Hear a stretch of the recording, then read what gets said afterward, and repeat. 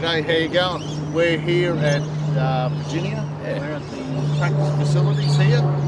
Just have a hit, have a few 4-irons. Yeah, hitting 4-iron. So one of the questions a lot of people have asked is, Al and James does it as well, they hit a low stinger. And a few people have asked about how you hit them. Yeah. So Al's going to explain today how to do it. Process. Cool. So that was basically a normal 4-iron for me just then that I hit, and I've got flight scope here on the floor. I've basically got some numbers here from just a second ago from that shot just then. Basically launching a normal 4-iron for myself. What am I launching at about? Oh, actually I lied. Dynamic loft I'm delivering is about 12 degrees. So that's got about 22 or 23 degrees. So I'm delofting it by 10 degrees. Now, normal sort of launch angles, I've got some numbers here.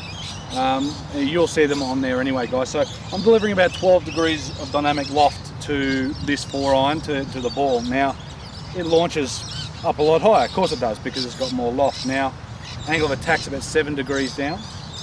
And I'm just about to hit a stinger or a lower shot, and I'll tell you how we do it. So my normal 4-iron's a little bit further forward in my stance. It's certainly not as far forward as driver, but it's forward of middle.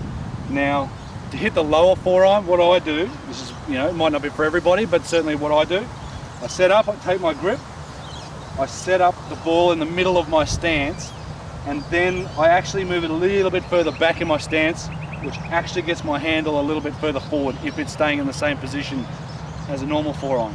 So that's my normal 4-iron, hand position's here, and then I move it back there. So my hand's actually in the same position in regards to my body, but my handle's further forward than what it is for a normal 4-iron. Set up with the ball further back in my stance, and what I'm really feeling is de-lofting it through impact this way. And then I'm actually going to do a shorter follow through. Normal follow through is more like that. I'm going to try to follow through to what I feel is shoulder height, somewhere around that.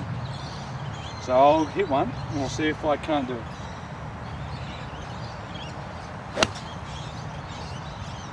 And so that one's come out a lot lower. So on the flight scope data, I'm actually delivering like 8 degrees of dynamic loft. So I've de-lofted it more and I'm hitting down on it more. So it's actually launching a lot lower. So your backswing's still the same? Backswing probably feels maybe a little shorter, whether it is or it isn't. I don't know. It feels it's a tad shorter, which I feel gives me the ability to hold the angle a little bit easier.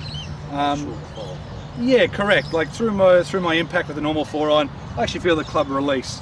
Or it's not taking over my hands, but I feel the club actually release, whereas this, I'm actually holding on to this a lot longer. So through impact, I'm rotating my body and not really feeling that I'm actually rotating my hands as much.